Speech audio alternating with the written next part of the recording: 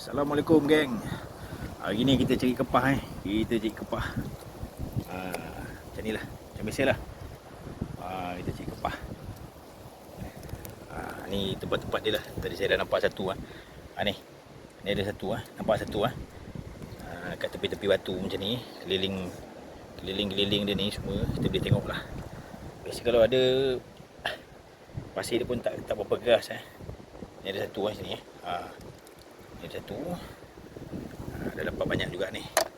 Tapi besar lah kawasan kita dah cari tadi Ini salah satu tempat-tempat dia lah. Kita cari je lagi mesti ada. Korek je. Kau. Besar. Mantap. Okey, cari lagi. Ada lagi. Lagi tu Ya tu. Cari lagi. Korek je lah. Dia mesti tempat dia mesti tak berapa keras sangat lah. Kita cari je. Ni ada lagi ni. Cari lagi. Ni. Ni.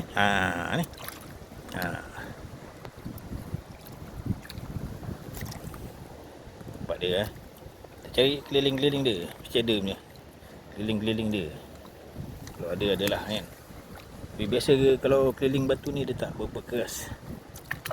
Ni kita dapat 5 tadi kan. 5 kepah kat sini kawasan keliling batu ni. Jadi cari ada batu-batu yang tegak-tegak tu. Keliling-keliling dia kita cuba tengok. Kat situ. Okey, selamat mencuba.